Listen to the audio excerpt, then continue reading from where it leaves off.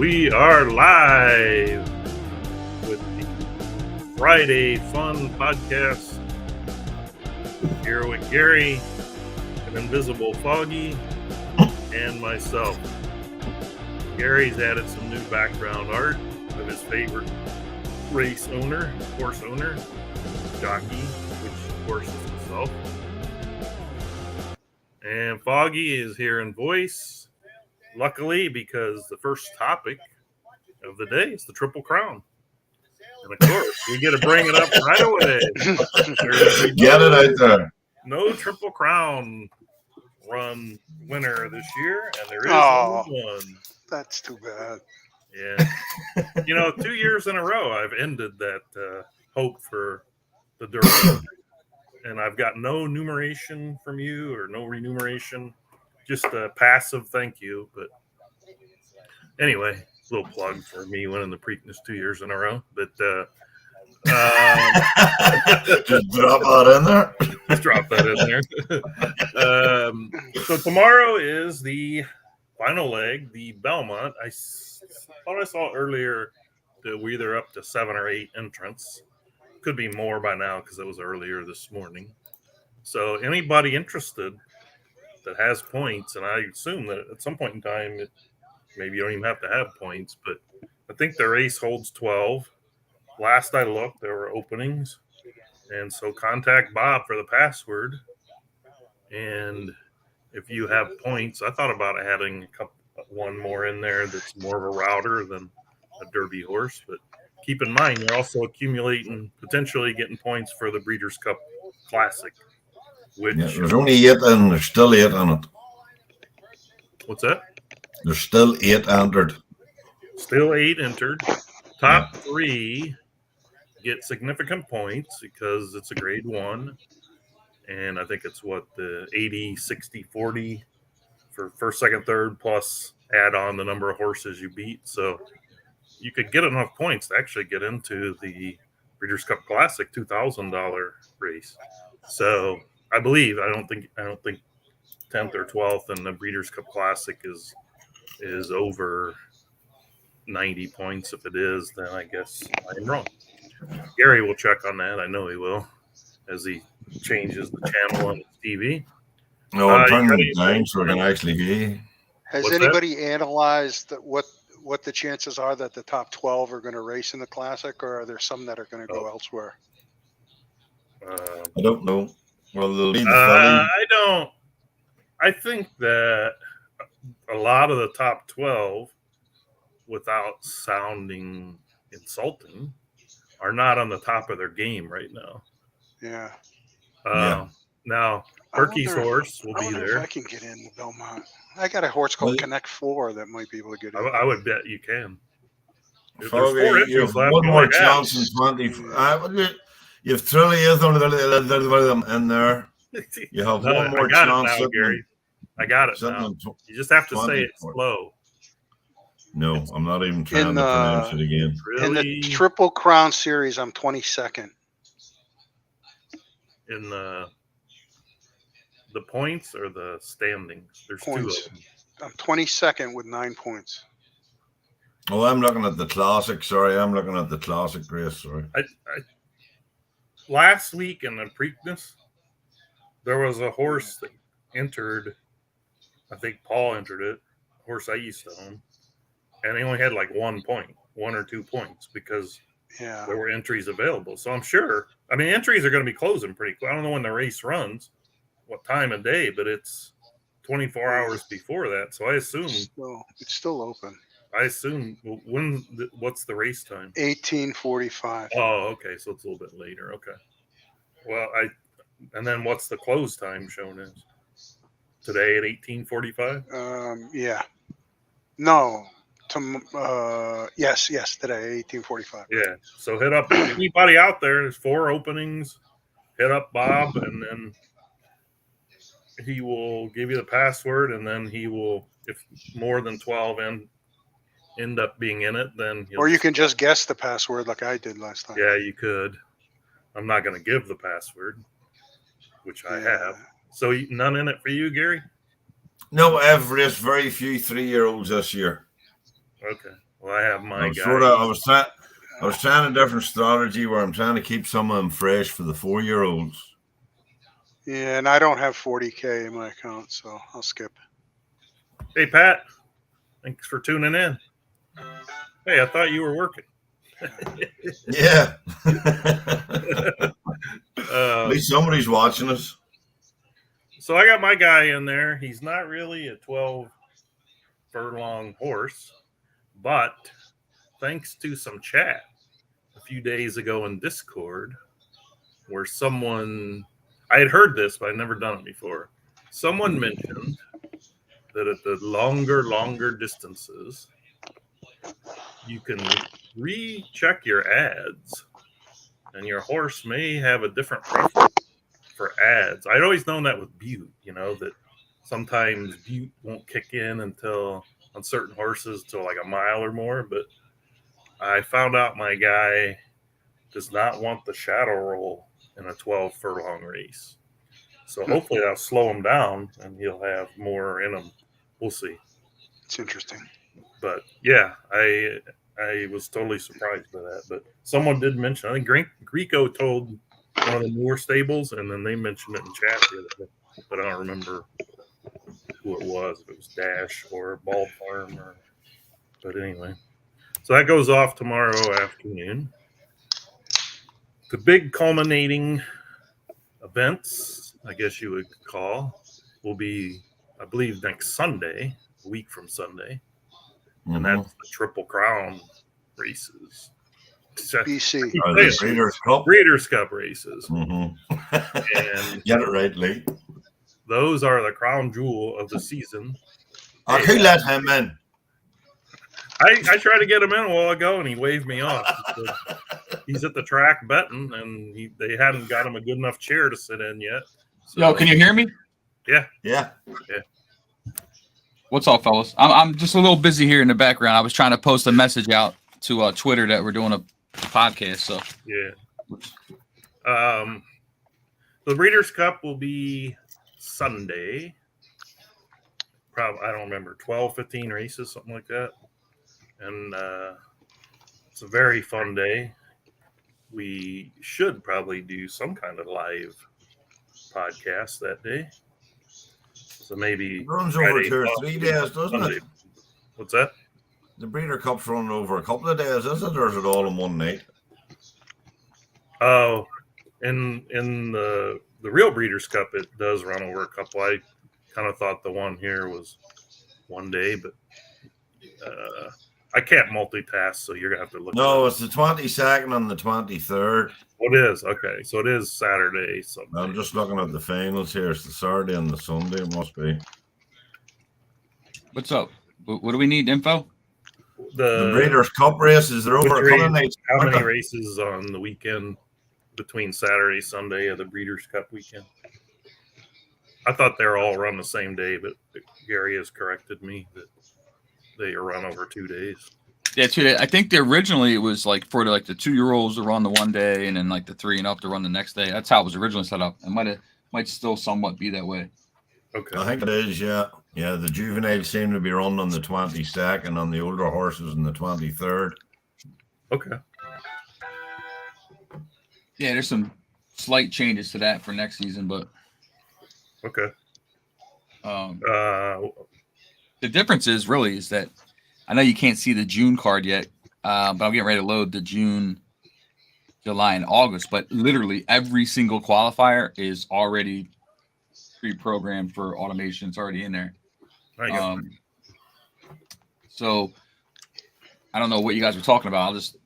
So we've just covered the Triple Crown race tomorrow, and that there's still 4 openings. So 5. Anybody?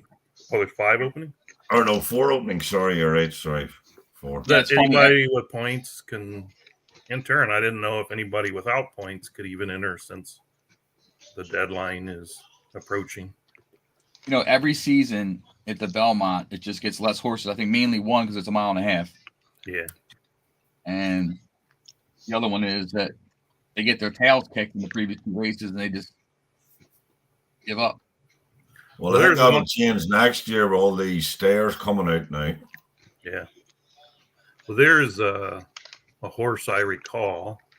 It's one of Chrisman's that looked to be more like the stayer type. I expect him to be very well represented in that race, but he had like 3 or 4 in the Preakness. So, but one of them I looked up and it had won at 1.5 miles. So obviously it can go the 1.5 miles. I think it had the word wrap in it or something, but I can't remember what it was. But so it's always interesting to see the horses that can't really have never gone 1.5 miles try, but just like in real life, I guess. No, I don't know which way is the best to do it because, we've done it before where we didn't even ask for your permission. See, the thing is, like the BC is free, so like I guess we couldn't do it for a pay one. If you're a top 12, then it was almost like a forced entry, like the other series that we run. You don't get a say basically. That horse is entered, and then if you want to scratch it after the fact, you can. But since there's an entry fee, I guess we can't do that. Well, here, let me run up the realism flag and just point out that in real life, the Belmont is the least well represented of all the 3 races too. You usually have 22 horses in Kentucky Derby and about 6 in the Belmont. Yeah. All right, and 2 of those are the ones that are laying in wait in New York to try to knock them off, the specialists. So they hardly ever do all 3. Right. All right, good point. So I guess it's looking fine then with 8 entries. Yeah. The slight difference here, though, is, as far as I know, unlike real racing, running them in all 3 here, part of the reason they don't run all 3 of them there is the time frame for 3 races, how hard it is on the horse. And how few of them can go that far anyway. But anyway, that's tomorrow. Good luck, everybody in it. If you want to get in it and you're not and you have points, contact Bob for the password or Bob. I got 9 points. I'm thinking about throwing them in. Throw them in. All he can do is get scratched if there's too many and he's not one of the top 12. But I kind of doubt there's going to be 4 thrown in. Unless 4 people happen to be listening. I got 3 hours to decide. Yeah. And plus, you got to put money in your account. I know. Somebody, let me borrow 20K. I got 20 in there. All right. We have a few folks saying hello. Nova Scotia. Keith Arnold. I didn't know his name was Keith. Nice to know. That's John's brother. Whose brother? Argo. That's Argo's brother. Keith Argo's brother. And would Argo be Papa John? Yeah. Oh, so we have a couple of brothers here. Nice. Like well, welcome aboard, guys. If you want to jump in, I'll send you a link and you can join us live. Or feel free to type any question. Got Bob here joining us as well. All questions that he can answer, he will. I guess the next topic I was going to touch on is yearlings. We have been in a little bit of a couple weeks of yearlings breedings, and I think most people know it, but if you don't, when training your yearlings, it does not default to the 118 for the filly, 120 for the colt.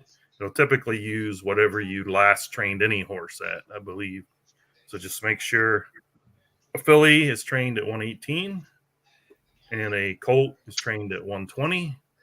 And then you will know you have the right weight for them as a 2-year-old. So obviously, as they age, they'll improve. If you accidentally train them on the wrong weight, you could have a pleasant surprise or not so quite pleasant surprise. I guess happened to us all at some point. Hey, Gary's brother's here. Oh, boy. Good afternoon. I don't know what good evening could be for some people. Don't think it's good morning. And then we have we got a nice show up. Doc Lutz is here. Broke his maiden on one of his trillion filly today. So that's good to see. Curious what yearlings people are getting. If any of you guys listening or you guys live, I haven't had the best of luck, but I kind of used all my good breeders for unraced, unnamed 2-year-olds to head into 3. So I haven't had a whole lot of luck with them. Got some decent ones. Gary, I saw, had a nice stayer. Yeah, I got a couple of nice ones. I got a nice sprinter there too. Nice sprinter. What do they call that? Can't remember. So anybody want to comment on anything they got? Type it in or come in and there we go. Trained his at the wrong weight, but was steered in the correct direction. Any thought of updating that, Bob, so that it just defaults where it should for yearlings, or is that programmable? So the yearlings default to the 118, 120? Yeah. There's a thought? Or it's anyway. Hold on. It's because it's entirely my fault. I should do it, but usually every time that I remember to do it, the yearlings aren't even available. So I hear you. It's the same thing with that tool. I actually tried removing that myself, and I almost shut the whole site down. But that little what's that training, the yearling training thing. You got a yearling, John? That's a nice. What? The thing John's got a yearling doing 108.51. Oh, wait. What? Papa John says he's got a yearling doing 108.51. It's pretty good. Is it give us the whole 6 furlong? I'm gonna write myself a note here in the programming section, and I'll send it off on Sunday. Okay, thank you.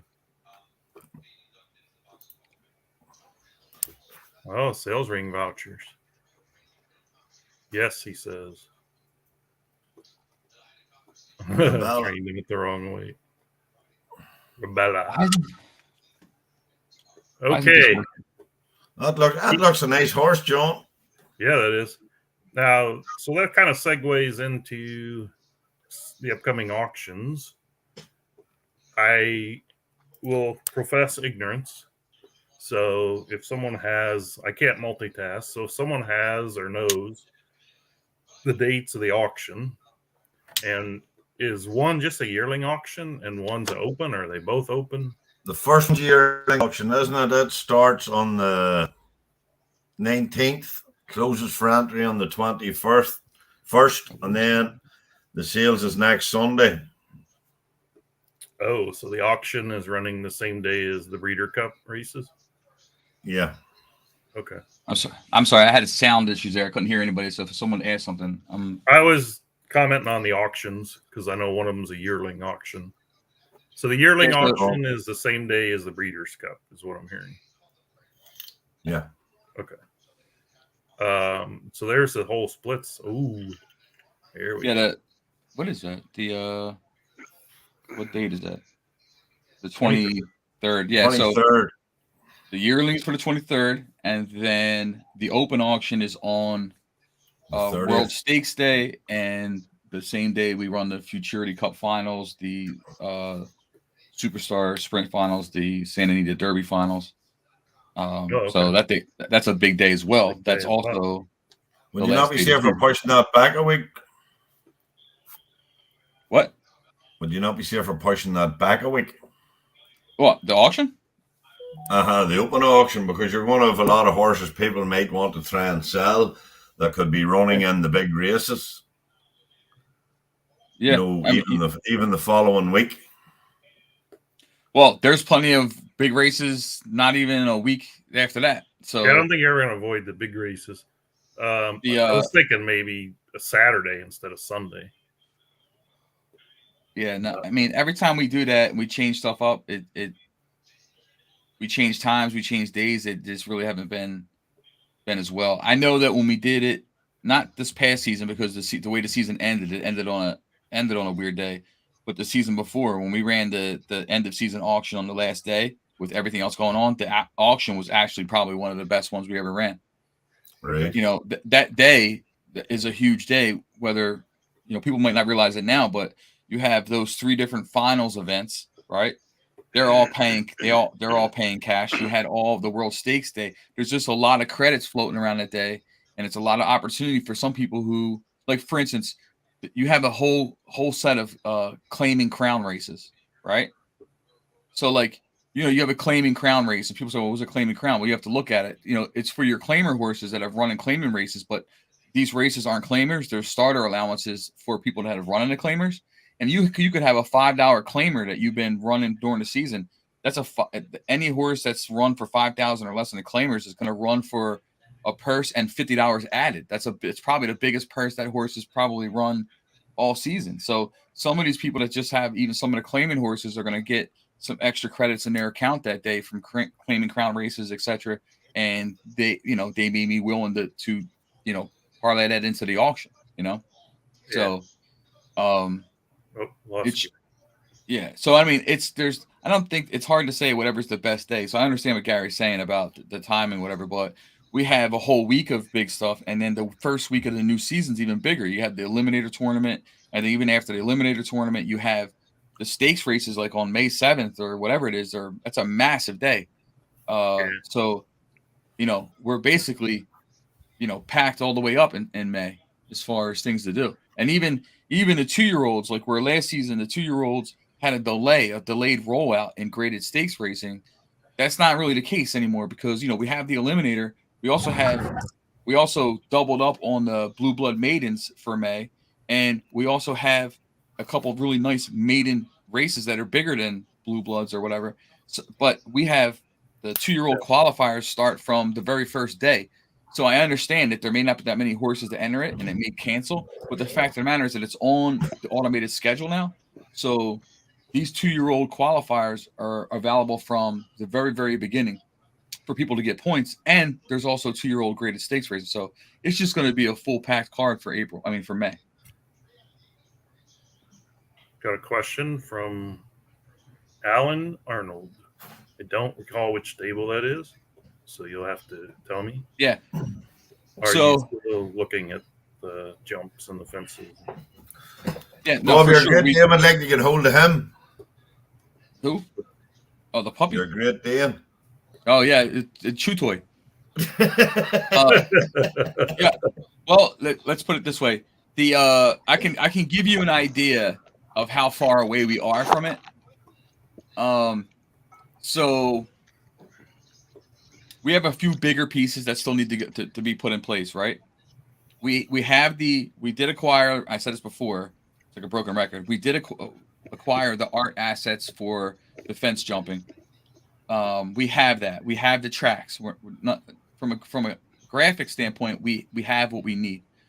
The harder part is the code build out and the race engine for this whole new feature, right? Mm-hmm. So not only in the race engine itself, but also in the attributes that then get assigned to the horses, and also separating it out of the thoroughbred, or initially the thoroughbred community, until we figure out how we want to do it long term. So if I had to put a date, like a time frame on it, my guess would be sometime in October. It's kind of where I'm thinking that would be. That would be like a best case scenario if you decide. Yeah, like a best case scenario, but it would also need support. The thing is that you can build something like that, and I don't think there's any other place that has that. We'll mix it in, but the folks in the U.S. they don't know. I mean, I'm not saying that they don't know much about it, but the experience with it over here is not as great as it is over in Europe, right? Yeah, we dig dog tracks. Yeah, dog tracks that's a whole nother thing. Harness. But you see, the thing is about the likes of jumpers, you get a lot of horses coming from the flat to go hurdle racing. Yeah. You know what I mean? And they don't start over hurdles until they're about 4 or 5 years old. So I think the other key that he didn't mention that I know there's money involved in doing all of it. That was his way of saying it needs to be supported, meaning if he goes out and spends the funds to make it happen and no one really takes part, that was it. Yeah, there's no other game does it. There's no other game does the jumping. I can't. I don't know. Yeah, it's a nice investment, and they have to figure, do you get a return on that, or are you just mixing around the same money? And that's not. To me, I don't mind doing it only because if we can do it right, it just adds another element to what we do that no one else can do. One of the big hurdles though when it comes down to the code, the race engine and stuff like that is, I'm no expert in that field, so I don't really know all the different aspects that go into it. So so there's probably going to be a feeling out process sometime in, I would say, July, or maybe if we get like a committee together of folks that know more about this stuff that say, look, these things should definitely be involved in the process. These things could be potential attributes that we build into coding or whatever. And we build it ground up that way, the right way of what it should look like. You know what I mean? Or how it should run. Would it be better for you if you had exclusive pools of flat and jumper, or could you somehow integrate the existing pool of horses, give them jumping traits so that maybe they have another road at the end of their career or something? Well, that's what I'm saying. Ultimately, racing. I mean, I understand that ultimately you'd rather have separate pools because then it's more money, but to get you started, maybe something like that. I don't know. Or at least have them integrated so they have some flat talent and some jumping talent at the beginning, so it's fair for everybody. And then you can race them where you want. Try it, whatever. Yeah. I don't know. I don't know what's easier. No. I don't know what's cheaper. Yeah, that's a good point. And it's not so much on the revenue side as it is like if you had to start it from scratch, right? Like if you had, let's say this brought in new members by itself. Like let's say there aren't even, that's all they're interested in. Like, well, how are they going to get their horses in if the horse pool has to be of a certain age before it can even enter that that environment, right? So I mean, you have to. So where I don't mind necessarily building the attributes into the same pool. I don't know how, I haven't run any numbers on it to see, how that impacts stuff as a business. But I just think if I'm a new member, how am I going to get the horses? Unless it's like, I mean, there's other options. There's horses that are retired that are, I don't know. Doesn't some other games like buy back horses or retire, or they make them harness horses or something?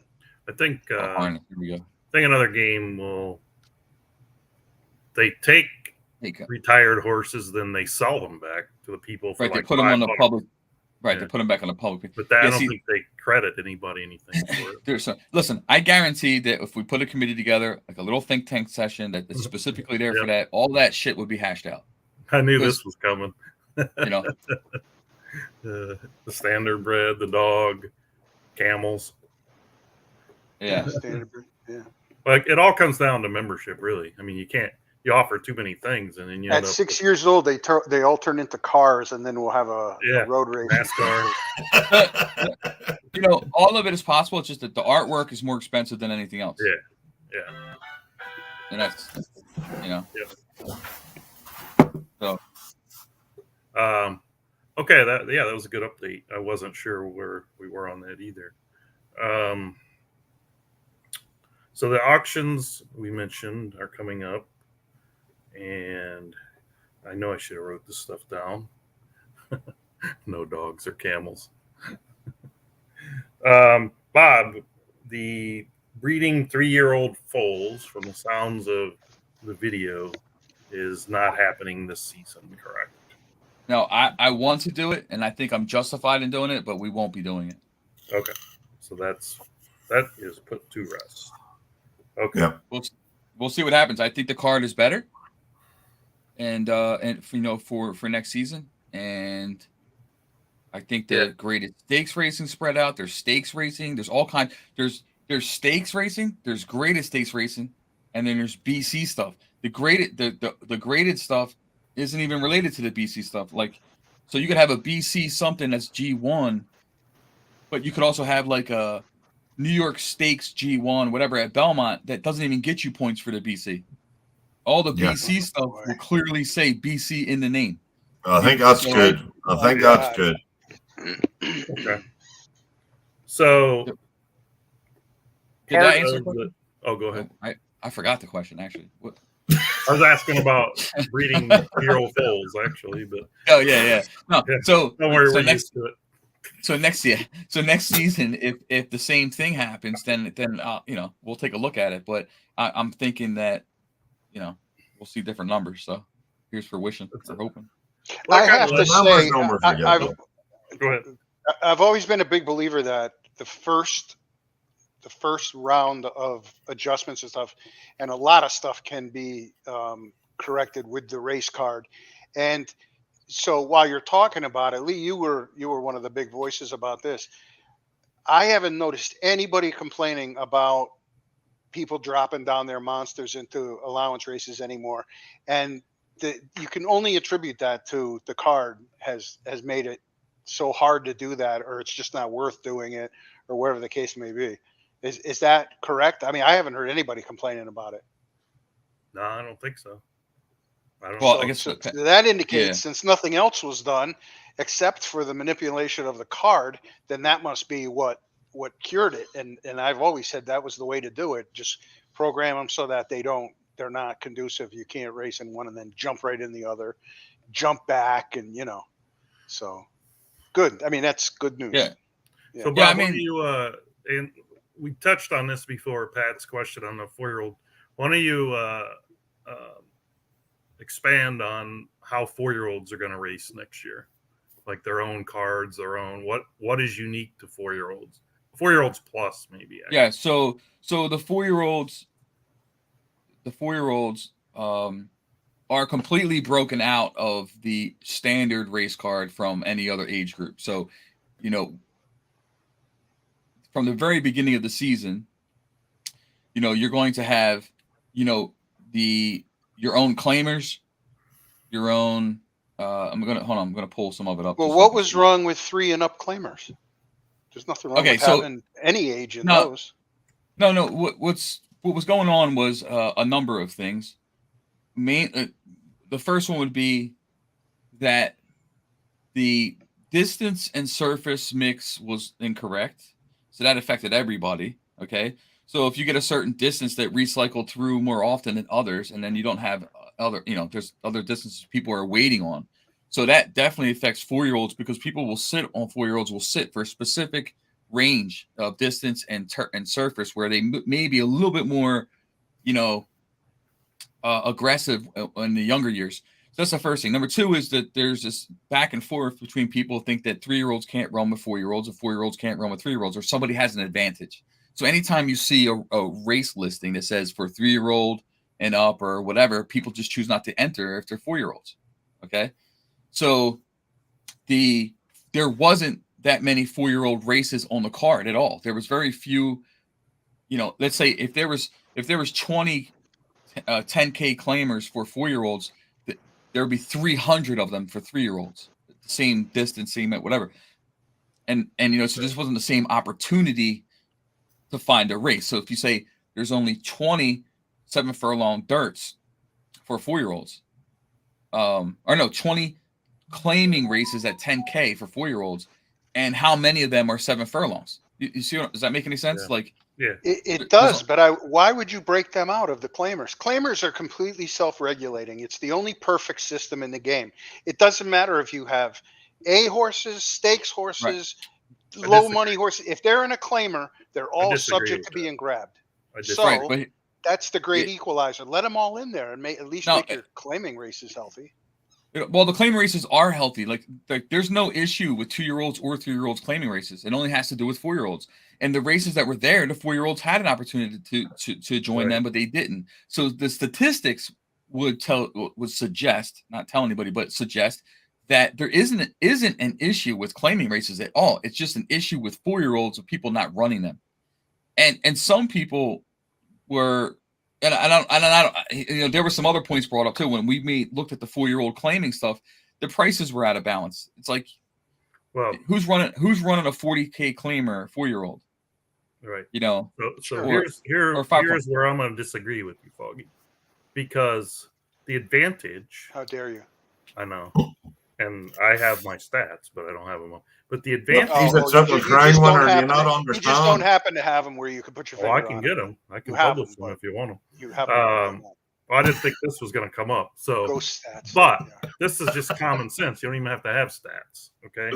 Oh boy. If I'm going to have a 4-year-old and run against 4-year-olds or 3 and 4-year-olds, I'm going to run them where there's the least competition. Right.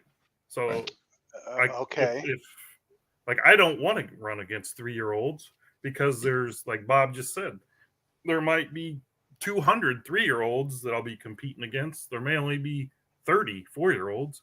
So I'm going to run them against 4-year-olds. So instead of racing them at level, let's say 20,000, if you find that it's a little too stiff, so you drop to 15. That's what I'm saying. Claiming, it doesn't matter what they are. You can call it a duck. It doesn't matter. They're all the same lump of faceless, nameless, all different aged horses. If you're not racing well at a level, you drop it down. Well, then that's just, or it gets claimed. Well just open it up. Yeah, but no, I hear you now, Foggy. Listen, Dan, that's a valid point, right? So I'll give you that. But the 4-year-old claiming is never going to be strong as a 2-year-old claiming or a 3-year-old. It just never will be, right? But agreed. So why limit it to that? That's my point. No, it's not limiting. Well, you still have people that continue to race their horses. Like that's the whole part of 4-year-old racing is like, why do I want to keep running my 4-year-olds if I got to keep dropping them down? So you're saying they can maintain a certain level at 4 years old? Well, it's actually a bigger. As soon as you incorporate the 3s, they have to drop down to a lower level. I could see that. It's a little bit more of a bigger picture than that, all right? Because it's not just like that surface That's about level. all I can handle. This is more like an onion, okay? Because the bottom line is when you look through the data, when we talk about the race card was poorly set up for 4-year-olds, right? So when you look at it, they say, okay, if you even found a division race for 4-year-olds that was 4-year-old only, okay, they would be in the higher side, like a B division or an A division, right? And most likely an A division, right? Sure. So, and the A division was an open. So what happened was that the only true division for 4-year-olds to run in was an open division, and in that open division, it would run into stakes horses, right? So there was no middle ground for anybody to run these horses. Now, if you went through the data and you saw that the majority of the horses that are 4-year-olds still had less than 6 wins. Okay. So 194-year-olds had 1 win, 95 with 2 wins, 53 with 3 wins, 50 with 4 wins. Yet these division races, D and C divisions, weren't even really on the card for 4-year-olds. So where they would race, there wasn't something available. So where would they have to race? Well, they would have to race an open A. If they race an open A, this 2-win horse at 4 years old is running into Poncho's horse that has 15 wins. Yeah. Okay. Right. Ain't getting a jock selection, ain't getting this, ain't getting that, whatever, gets his ass kicked. Now, the only other option is that to what? Drop it down into a 5K 4-year-old claimer. So what we said was let's look through the numbers. Let's see what races we actually need based on real data. Like, okay, so when you're going to see a lot more D division and a lot more C division 4-year-old races. And like I tried to say like I said at the Creekside the other day, this is the same old concept of sitting on why you would sit on a horse for the money, right? You just go, okay, well, this horse, if you look at the numbers, may not be good enough in a C division as a 2-year-old. It would get slammed by some of these horses that were working up the conditioning book eventually to stakes. It couldn't compete there. But 2 years, 2 seasons removed, that horse can win a C division. So, sure. Yeah, I'm sure. Right. Yeah. So now what you do is you work it up, DCB, and then you can work it back down through the claimers once you clear those conditions, knowing that you still can't compete with the stakes horses. Okay. So when I say it's levels deep, it's more like an onion, but that's the whole purpose of it, is to allow you to work up and then work back down, and then it is what it is. Then they go to jumpers. Yeah, according to the horse's morale. That was for Grieco. Now the 4, like, if you want to look at the 4-year-olds, and I'll get off of this topic real quick, so I know we can go forever on it, or at least I could. The 4-year-olds will have, not that we need them, but just in case, we will have 2 maiden claimers, we will have 2 open claimers, we will have a D division up to 3 wins, a C division up to 5 wins, and a B division up to 9 wins. You will have a regular maiden, you will have a starter allowance, and you will have a non-winners of 15. Every single day. That's 1, 2, 3, 4, 5, 6, 7, 8, 9, 10. Non-winners of 15K? Non-winners of a race in 15 days. Oh, okay. All right. Yep. Right. So At any you level. have 1, 2, 3, 4, 5, 6, 7, 8, 9, 10. Well, You have but that 11 when races. that opens it up to monsters. Well, If so if be it's it. But only that's a non-winner in the last 15 days. yeah. I mean, if someone wants to use up conditions or use up whatever they want to for that person, that's on them, right? But if Right. they haven't, the way people run every 4 days, and and if they're getting blanked in 3, 4 straight races, Right. I don't know. Maybe the horse should come down a little bit. But Yeah. so that's every single day. When I say 3, 5, 9, that's D division, C division, B division, right? And then there's a 4-year-old stakes race every day. Okay. Just a general stakes for 9K entry. It's not a G1, G2, So if you want to test a little bit higher into the divisions, you got something for yourself. And then you have a state bred 4-year-old every single day. So we've given you the full gamut on 4-year-olds, like never seen before. Okay. And we'll see how it shakes out. Well, so, Okay, so my only question then related to that is, what is the level at the 4-year-old game where they now are less valuable as, say, a 15K claimer or something, or as a breeder? Because I think that's always going to short circuit the 4-year-old racing. It's just not as much now because there's more places to race, but that somewhere those levels are going to die because guys just won't go that low. They'll retire them and start to breed them. Maybe it'll work out, but I just don't think see we have any the opposite 4-year-old 5,000 the opposite claimer issue. The races. ones with 0 wins, 1 win, 2 win, they're not running them. Like they're not even running in them. they There was have 9 slots they could run in that are. There was 900 and it's 900 plus that didn't even run. Those Gary's don't even 900 4-year-olds. 600 of them from one stable. Is that 900 4-year-olds didn't race? Yeah. Yeah. Really? Mm-hmm. So there's not that many being held for breeding. Right, and they're still the problem active. why I didn't race a lot of them was because a lot of the races were claimers. Is that a huge? But is that like a huge stable that disappeared and they've just got them laying there like a museum? No. It's a mix of both, right? So let's say 900. It seems ridiculous. Listen, it is ridiculous. I almost puked when I did the data. Listen, if you look, you take Poncho's stable. He's been Poncho's working out some school stuff and he's doing in some and personal out. stuff. Yeah. He'll be back full time, but he had a bunch of 4-year-olds. I mean, TNT has it. So guys coming in and out. Creekside's been trying to find races. Maybe gave up a bit or whatever. Let's get to the elephant in the room. The thing is that what Garry hit on was a good point. There is such a void of proper racing and proper scheduling of the card that what are you going to do? You like this horse, but your only option is to run it in a 5K claimer. It's not so you're not going to run it, and so we're attacking that head on, and not only that, but now for the first time, the 4-year-olds have their own very own BC races. Okay, right. So they will run on their own with that, and on top of that, they have their very own graded races to go along with the regular stakes. Right. So it's nothing but listen. If you can't there's purse money to be won, and I fully expect people to take advantage of it. And I know they're going to retire horses and do whatever you got to do. Right. But there's if you're someone that has a little bit more patience, you could hammer that 4-year-old. You're going to need the one that needs the patience. You're going to need the patience because you're going to have a dilution factor in amongst all these different things. You need the horses, and right away you're not going to have them. You got to be a little patient. Let it come around. I think there's more out there than what you think. No, I think there are, but getting them to race is the issue rather than. Yeah, I've been told I'm the most patient person around. So I mean. Yeah, we all say that. Yeah, we were just saying that, were we? It's like you're right in the dictionary. And you're so terrible. Okay, so Keith put a comment on here about liking the way the claimings are now because he can acquire horses and actually see them. But I don't think anything you're doing is changing any of that. Matter of fact, you might actually see more horses, correct? Like I don't think we're changing the claiming. Well, like, for those that don't have them, it's going to take time to get them. I mean, I have one 4-year-old, so it's going to even take me time to get up to speed with. You know what I'm saying? That's what I'm saying. Patience is going to be the thing here. Yeah, I would say.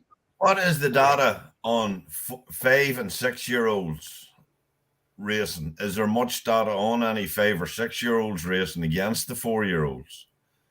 No, the fives do. No, that can't possibly matter. No, the No, fives that's no what I'm age saying. changes. Like just before this all starts again, well, the 5s aren't competing with the 4s, and you know No, what no, I no, mean? no. The fives No. and the 5s and 4s are you know, that's I think the 5s and 4 that becomes more of a wear and tear issue than as far Yeah. as Go than ahead, breeding Pat. a late Back to than work. breeding a late season 3-year-old, you know, into a 4-year-old, because Yeah. you know, they're I guess But see, this is a bit of a, this is what my concern was about starting to breed 3-year-olds and all too, because then the next thing is going to go into the case of the 4-year-olds against 5-year-olds, and you know what I mean. there's no That's not going to affect. There's no difference. No, between if them. you like the 3-year-old and 4-year-old, they carry different weight, right? For a reason. There's reasonings, you know, reason for all that, and things that I'm not going to share, obviously. But when you get into the 4-year-old and up, that's why it's always been 4-year-old and up. It's because they are on a level playing field across the board, is the way it's built. So it's not I'm saying not a level playing field, I guess. You know, But there's not as much. It's down to wear and tear on the horse, basically. Yeah, they are what they are. They have their attributes, they have their abilities, whatever. There's not an age thing that's necessarily changing thing based on some type of weight penalty or disposition or whatever it is. So we say 4 and up because, you know, the weight is the weight it's going to be utilized in a similar way between those horses. That's why I'm asking, just so people know and what you know. I mean, because the only thing that came up that I thought would be worth an experiment was when Greco said, you know, he said, hey, listen, have you ever thought about, you know, changing the weight for 4-year-olds, you know, and up, or, you know, and just see if they're so, you know, do we change the weight for 4-year-olds, a standard weight, to 123? Do we change it to 122? You know what I'm saying? Like, if they're running by themselves, you know, if they're running amongst 4-year-olds, then I guess the weight is less of an importance. Yeah, it doesn't matter. Yeah, absolutely.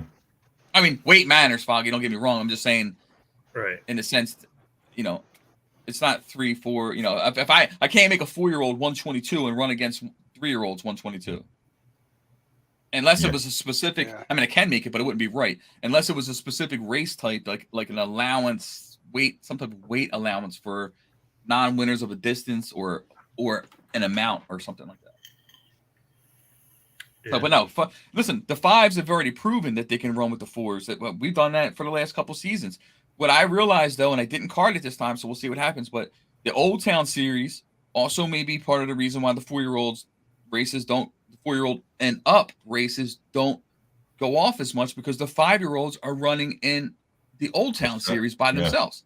So I'm not saying I won't card the Old Town Series. What I'm saying is that I waited this time. It's not on the opening week of the May card, because I want to see if the 5-year-olds run the races that are on the cards, the D's, the C's, the B's, you know, whatever it may be, you know, run with the 4-year-olds and see what happens, because you guys are on that same level playing field.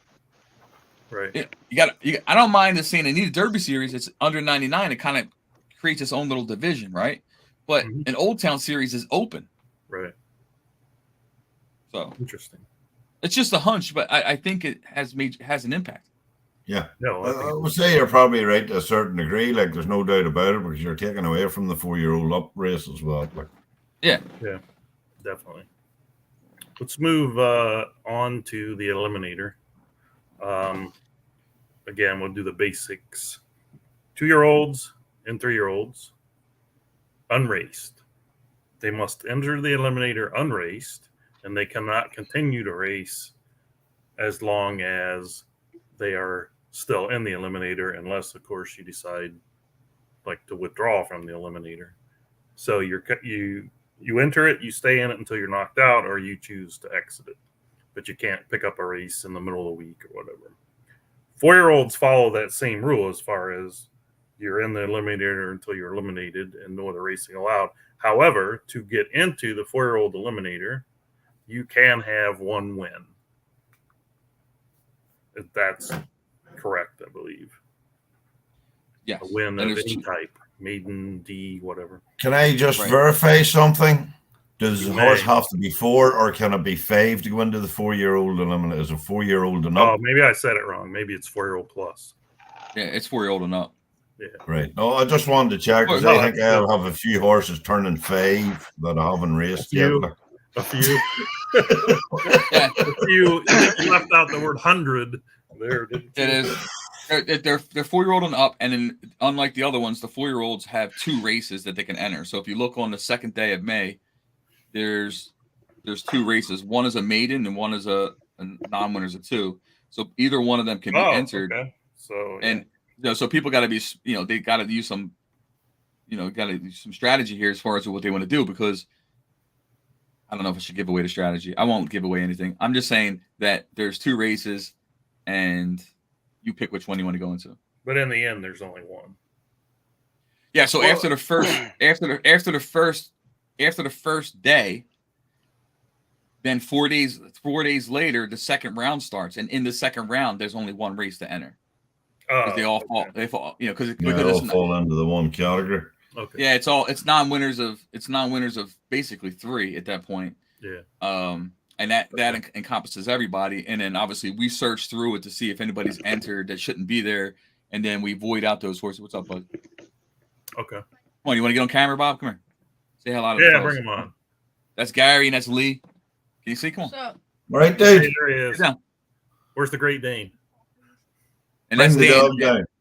Dan's not. He doesn't have his pictures up, but Yeah, say he how. can put Say, pictures say what's up. up, Foggy. what's up, Foggy? There he is. Oh. There he is. Out of the quicksand. He's got his favorite drink. Hold it up. Oh yeah. This one's better than Medimon. Yeah, is it? Prime. How much do you pay? Know how much they're selling at for a bottle here? crazy. £12. £12, Oh, that's- which is Yeah, about $16. yeah, it's not gonna Oh, happen here, dude. Jesus. Never. Yeah, Bob's kids aren't. And even Gary, thinking but the reason why it's 16 pounds or 12 pounds is because it's sold out everywhere here, even at Yeah. regular price. You can't find it nowhere. Yeah, You know. Boy, I am. I have a I've kid- never even heard of I have it. a case of it sitting in the fridge. Oh, That's, eBay. who's the big name attached to that? Oh, some Yeah, YouTube dude. There's some big deal that's attached to that drink. Who is That's it? a YouTube, some YouTuber, some guy does things on YouTube. Rogan? Oh, I don't know. I don't know his One name. of them Paul brothers. Oh, I don't know. So We got Crane in when this you're side, done we're gonna leave his when you're story. done with this, remind me. I have a question for Gary. Yeah. Bob, we got a question here. I'm just posting it and reading it at the same time. Has there been any thoughts on a handicap rating going up and down on performance? I don't know. I if mean, handicap rating. I know what he means, but other than right now, the weight goes up and down. So if you win, if you're under 99 and you win, then you carry an extra 2 pounds the next time you run. So that, in a sense, is changing the levels of the rating. So we don't. It's not going to like move your rating up. Handicap rating going up? The handicap, that's not actually a handicap rating. Horse rating. You done a handicap series a while back where the weight went up a pound or 2, didn't you? No, well, it's essentially the same. Yeah, It's like we that in had the starter allowances. it's a starting allowance basically series. We call it a handicap series where, in that series, Starter you're running that allowances do series. that now, don't they? Yeah. Well, it's been renamed. It was called the handicap series. Yeah. And then it's been changed to the Philadelphia Derby Series and then the Santa Anita Derby Series. It's the same exact thing. It's just not called the Handicap Series because you still have to be within that rating. And then based on if you win or lose, your weight goes up or down. Yeah. Okay. So it's just a name change. It used to be called Handicap. Now it's Santa Anita Derby Series. I'd rather have But it's Stella only in followed that by- particular thing. Yeah, it's What only. are you looking to ask me, Foggy? Well, I want to stay on subject. So when you're done with the subject, then I'll We're circle done. around. Okay, so back to the other thing with all the non-retired 4-year-olds. Since Gary's the one, like he seems to be one of the criminals here. I'm curious why are all your 4-year-olds unraced? What's your Not version? all of them. Oh yeah, let's do it. Let's do I, it. Hey, I Hells. want to hear why would they be laying dormant? Why haven't you retired them to breed or raced them somehow? He doesn't even know. I who did they are. retire a lot of them to breed. He doesn't know who they are. I did Oh, retire he that doesn't in the know. breed, but I turned around and I was waiting to see what races come up. And at one stage, I actually asked you to put up cheaper 4-year-old races for Yeah. $1 or $2, so we could open up more races to see whether they would show up. Yeah. I think And that, yeah. I think part of the new rules should be Bob should just confiscate them and put them up for $1 on the sales page. But the simple fact was, every race I was looking to run in, when I went clicked in, it was a maiden claiming race for $5. Like, Hmm. and I just There said to was myself, that no, issue, but I would that, sooner. I don't think that would have made a difference. No. You might have ran No, 20 I mean, of them. that actually that brings us back to the other point, which was the claiming races. That someone asked if they like the claiming races the way they are we doing away with them? No, we're running them the same way. But for example, it's a mix of what Gary just said. So the 4-year-olds, instead of having like 7 different claiming, 5, 10, 15, 20, 25, 30, we did basically condense that to like 15, 5, 15, 25, and then a 10 on different days. And then it'd be 10, 20, 30. Like, so none of that stuff's on the same day anymore. And those prices would come down. So it's like maiden 15K claiming 4-year-old $3. Yeah. But are you having ordinary maidens as well? Yeah, they're maidens, and some of those are $4, and then we'll have some that are $3. But most of them are $4. Shut up, Lee. There's two every day. The thing is, people say, well, we need 4-year-old maiden, 4-year-old maiden. I guarantee you, I just carded way more than you can enter.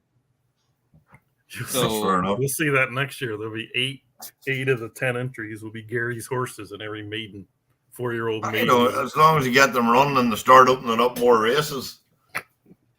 Yeah, I want to see the races split. I also did made some slight changes to on some things as far as how the races split, because although I like the entries, some races split at too low of an amount. So then you had nice races that were cut down to like 5 runners and 4 runners, right? So it had max gate of 8. You get 9 entries. You get 1 race of 5 horses and 1 race of 4 horses. And I didn't really like that. I mean, I love the fact that the race is split because, adds more races. So in some of these races, it's been up to 10. So if the race splits, it's at least 6 and 5 as a minimum instead of 5 and 4, because then we get away from the percentage payouts are different because you've reached a threshold. Right. And I think it makes horses more profitable all the way around. And you should be rewarded for hitting the board.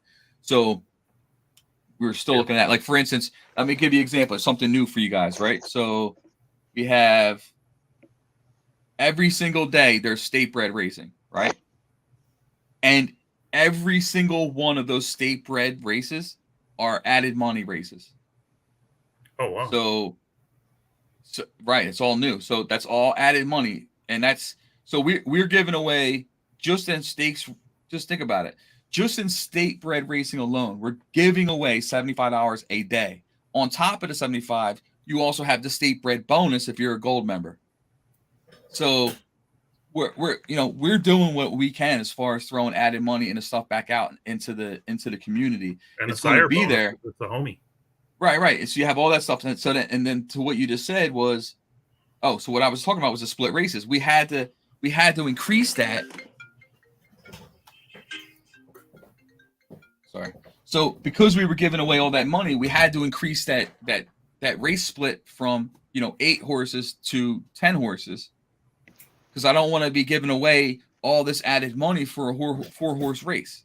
Right. You know what I mean? I just don't like it. So. Tell me this: what about the breed bonus and stuff like that? Is it coming into effect anytime soon, or what's the story with it? Right. So we start that Monday morning.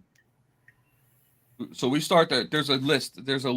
There's quite a few things on there that are part of that process that they start Monday morning that we're trying to get finished before the new season starts. There's quite a few things in there. But like I said, as is, the bonus as is pays way more than what people pay. It's just if it's utilized properly. I mean, the bonus alone for the Kentucky Derby, virtual Derby, was like $125. Right. You know what I mean? So it's it's definitely there. So when we start rolling, like the problem is that we don't show you enough information. Like when we get these new pages up that are going to start showing you which stables are capitalizing the most on stuff, like which sires have gotten the most bonuses, which right, and then I think it starts to resonate, it starts to stick in. It's like, you know, okay, well there is something there, because people don't really, when they look at their account history and stuff, like, you know, that 4,000 that you saw as a bonus, or that 1,200 you saw as a bonus, it kind of slips in there and slips out. But you don't realize over like 7 days how much you've made in bonuses in 7 days that weren't there before. You know, next thing you know, it's $48 that you made in 7 days in bonuses that did not exist before, but yet people want to give a hard time about paying $9 to get the $48. You know. Crispin has a question here. Oh, okay, go ahead. About 1 mile and over split after 12 entries. Yeah, no, that's an excellent point, because, you know, I've played with this a little bit, and I didn't know 12 entries was too many. Now, what you see, especially with the BC races, is that up till a mile, we've kind of kept the split at 10, and then after that, it was 12, right? Okay. So I think Crispin makes a great point. It's not built that way on the May card, but I'm looking at it for the June, which is the mile and up. Not at a mile. I think like a mile and eighth and up for 12 is plenty. You know what I mean? It comes down to, do you prefer a full race of 11 or multiple races, right? Because people want to spread their horses out. The old school method of, let's say there was 10.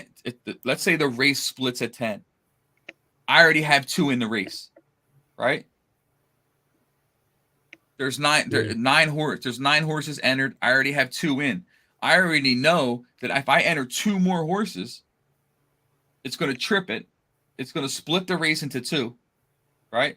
Mm-hmm. And I'll have 2 horses in each race, right? Yeah. It's like a concept to do that. Mm-hmm. So I don't know if people prefer to have more horses split into 2 races with smaller fields, or run 2 horses in one large field of 12. That purse is much bigger in the 12. So it goes... Yeah, people have different feelings on that, but I don't know. That's something to think about, because a split after 12, I'm cool. I love that, because, you know, you'd have 7 and 6 as a minimum to run with. Right.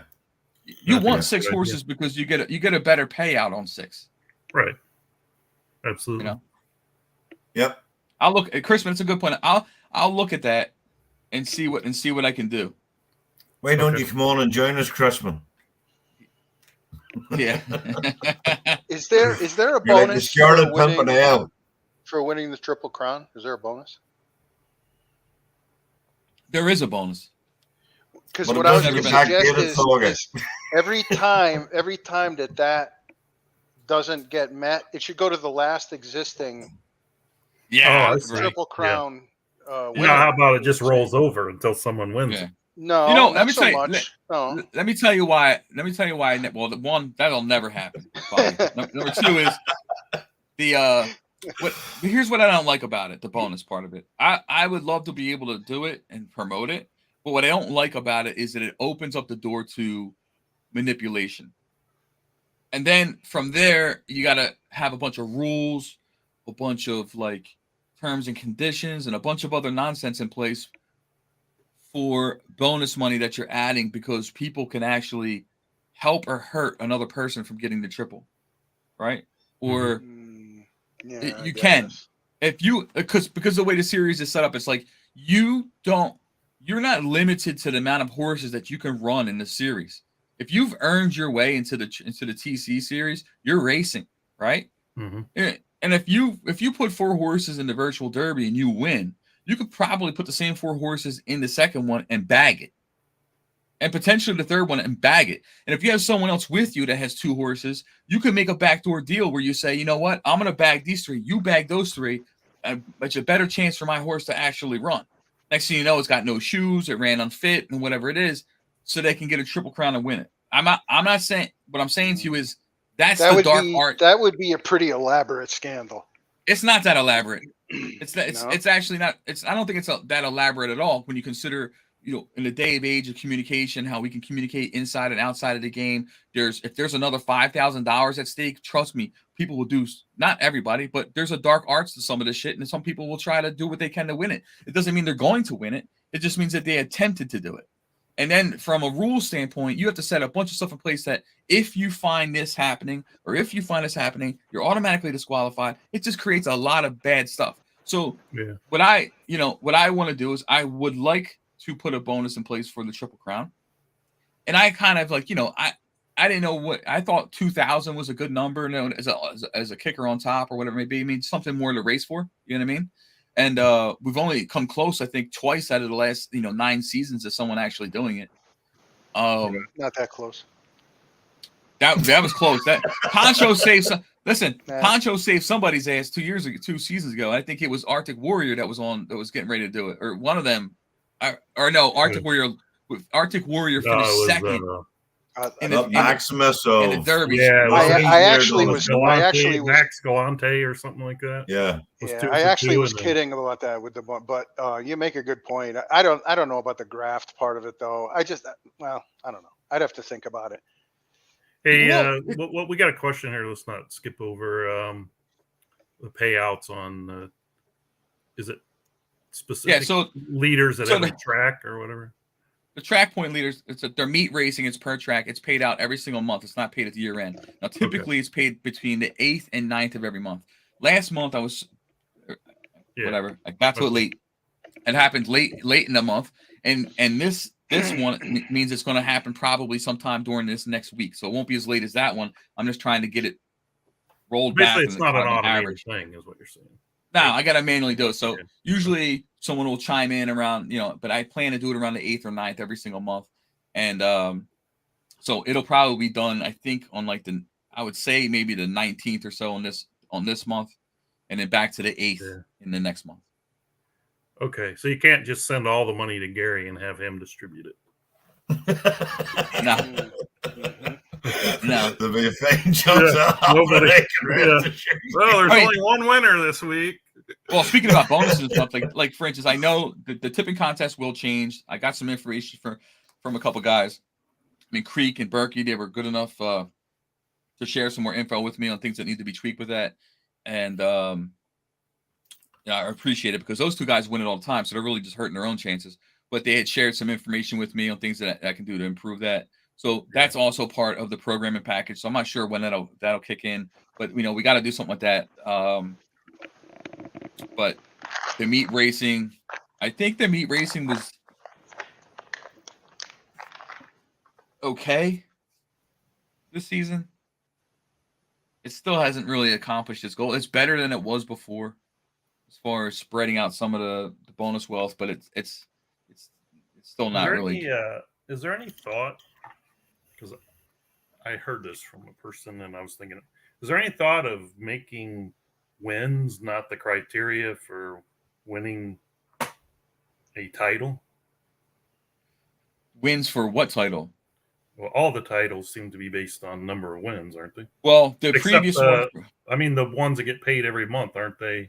Oh, the meat racing's changed drastically though. If you remember before the change, if you ran 4 or 5 horses in a race, you were getting tons of points, and you were loading up, and there were certain guys that were loading up on that whole system.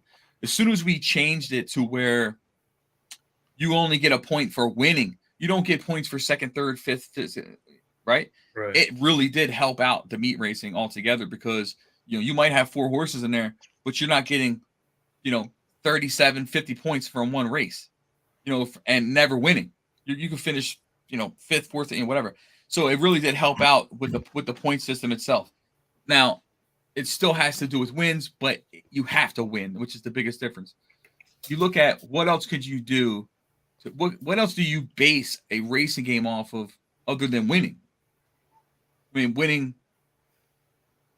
I mean, isn't the idea to win the race? I hear what you're saying. I just don't know what the answer is.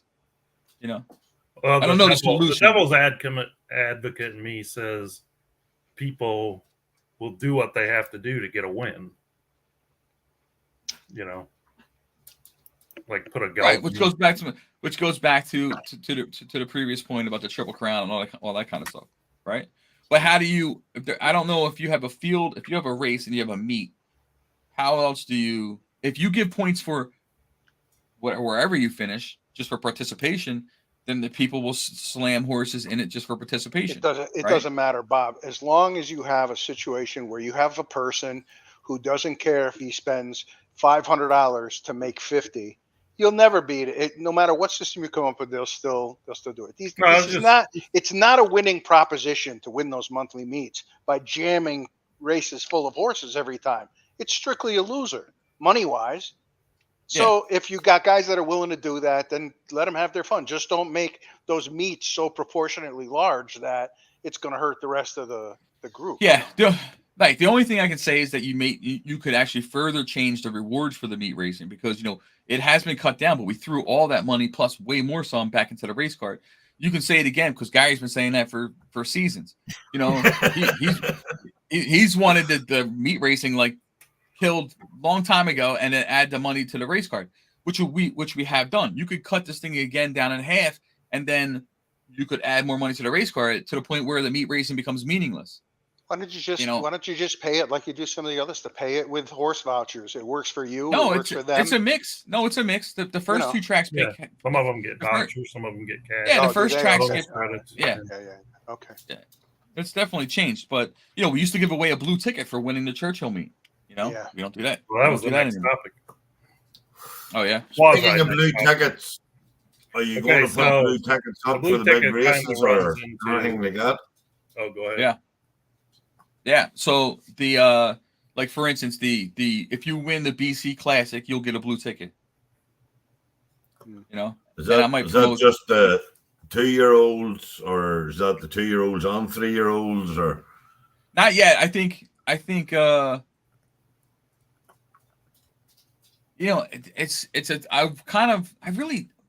don't really want the blue tickets out there, to be honest with you. That's fair enough. Like, I'm just asking because people ask about them all the time. If you give them an idea, right?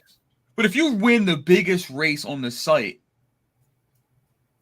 I mean, I don't know. I think that maybe justifies something where you. I agree with you. Like, if you're winning the big race of the season, like, like $1,155 for winning it, that isn't enough.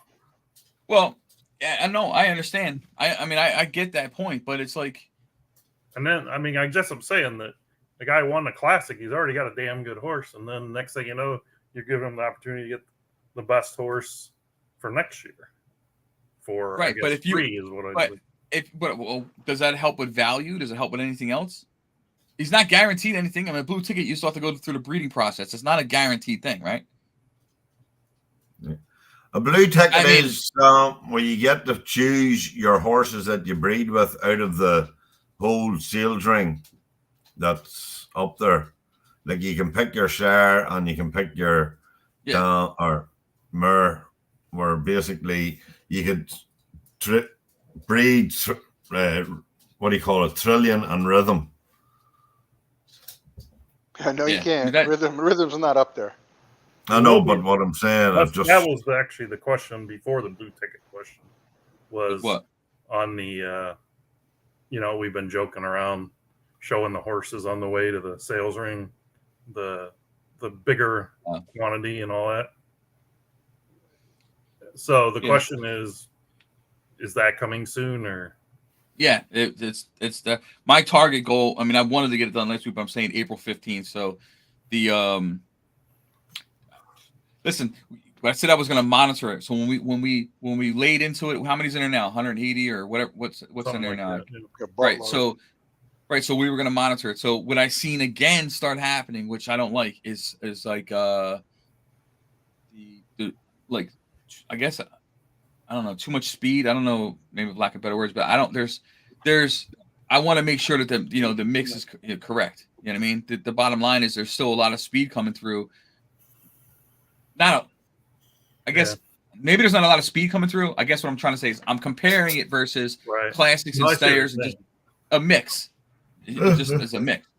So I think again, you go through this process, and then the mix might seem a Okay. little off. So anyway, Can we're I, going. Yeah. We're going. Go ahead. Finish what you were saying. No, it was Yeah, just no, when you're talking about speed coming through and stuff like that. What about the confirms? Remember you said you were trying to do something with the confirms to give a better idea what they're doing and stuff like that. Are you any further forward than that? Yeah, well, I think I'm a little bit further forward on all of it because the other project that's been holding everything up is literally on its last. It's been going on since August, so the programming is basically locked us up for so long, and on top of that, the new 3D or the Unity player, so it's really limited to what I could actually get done. Where you can tell when I'm working, so I can get 20, 15, 15, 20 things done in a week, but this project has had it so locked up. So they're 99% done it. They have a little bit of stuff to do. That's why the new list is going in on Sunday, and we're able to start knocking the stuff out again. So when you look at things like that, they're not that hard to do, but you just have to get them on a list and knock them out. So what will the confirms be reading then? Like, will they still be reading good, very good, or will it be giving you a description of what the horse's sort of best attributes are going to be? Or I don't know if all of them will say good, very good, excellent, things like that. I also think that the range kind of will be corrected. I think you'll probably get a description to go along with the confirmation as like a blueprint, overall idea of what this means, because then you'll be able to piece some of that together to have a better understanding. Like if this horse comes out like this, then you kind of will get an idea of what this horse might like to do. It's not guaranteed, but you might know, okay, then this is a potential as a naked horse. It has a potential to be a turf router. Yeah. Based off of what you see. Yeah. Right? Well, I'm just asking so people, because they're going to be saying, well, what's he planning on doing, or how do you think what's going to happen? Like if you sort of put it to bed a wee bit, like. Yeah, it's going to be.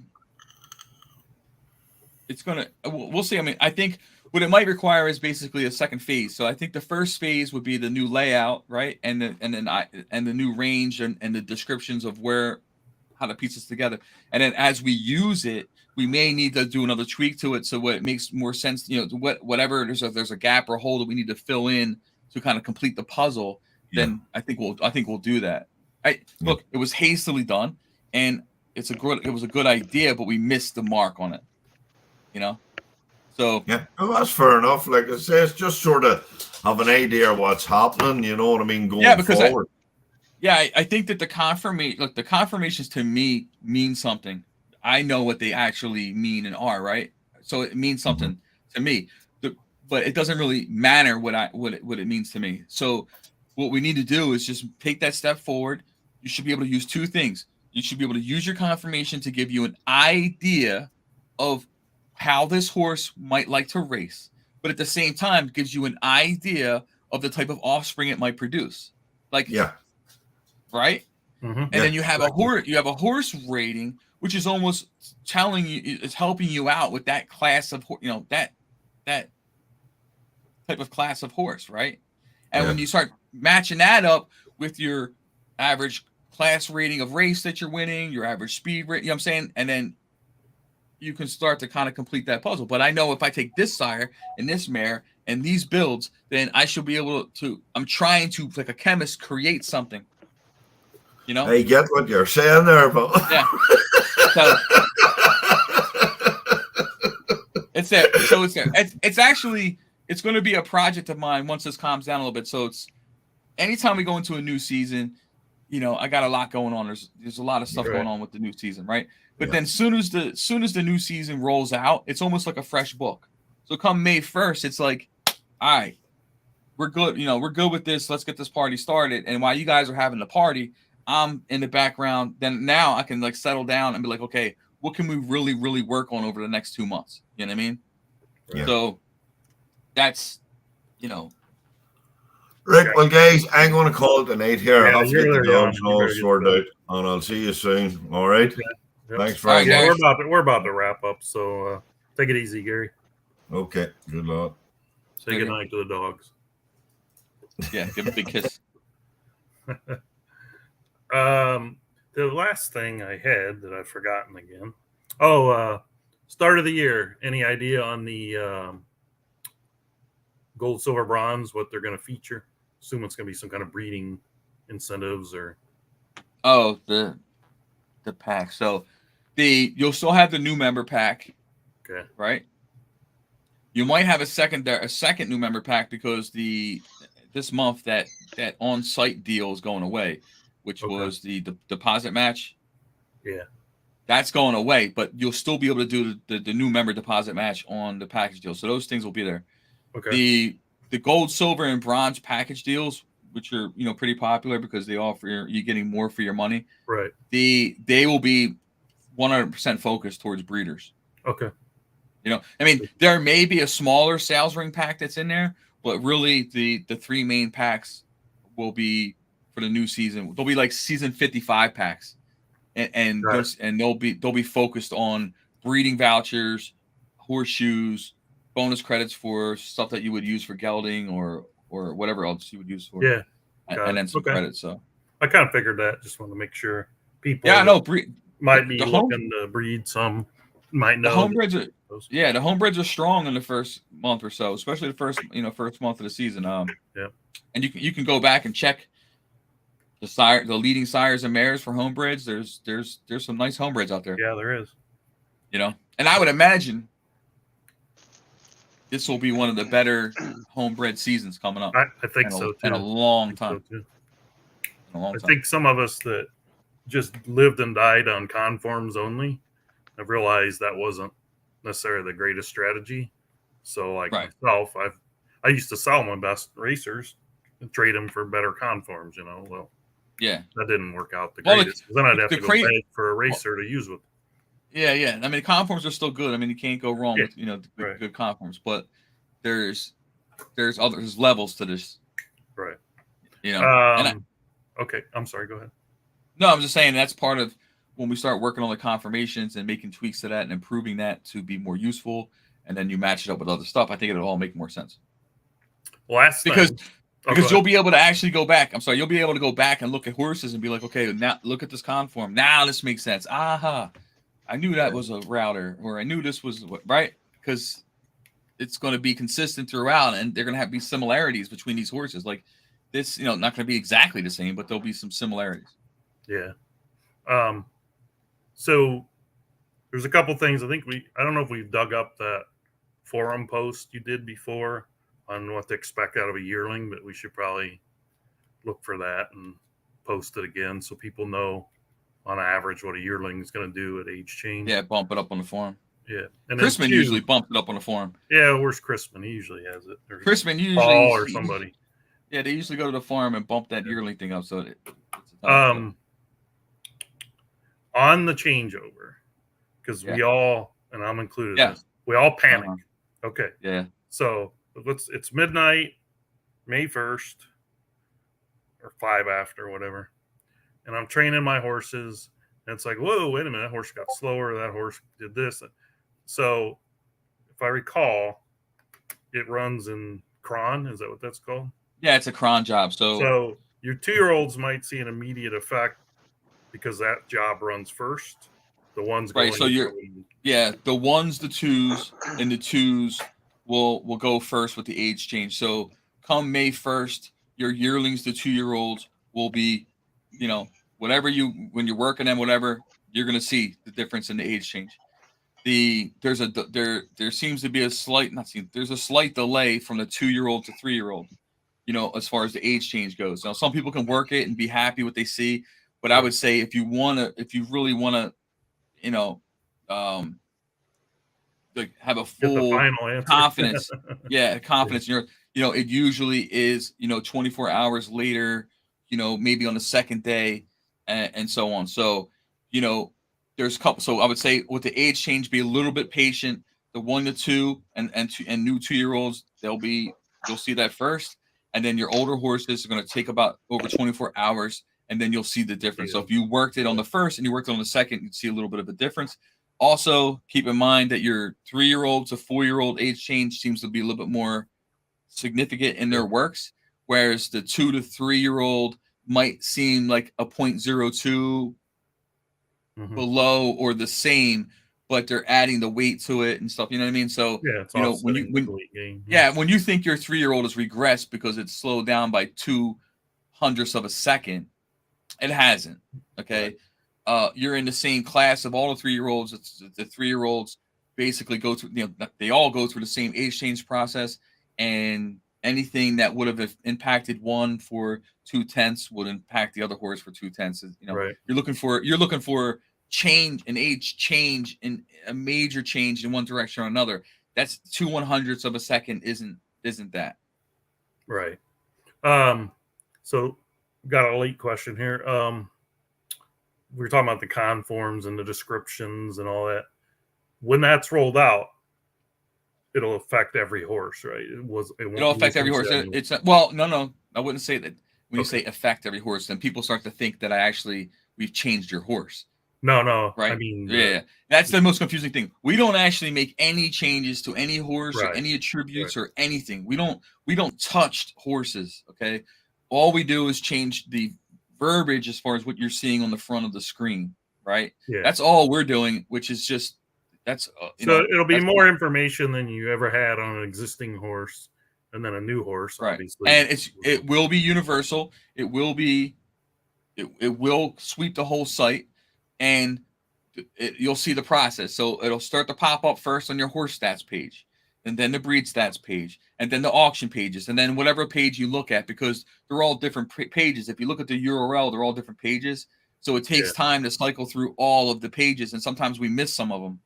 That's why you still see that peak age thing pop up sometimes on some of these pages that we don't catch, because we miss those pages. Yeah. So it'll be universal eventually, but you'll first start to see it on the horse stats page, the breed stats page, and so on. Okay, cool. But again, to reiterate, we're not changing anything with the horses.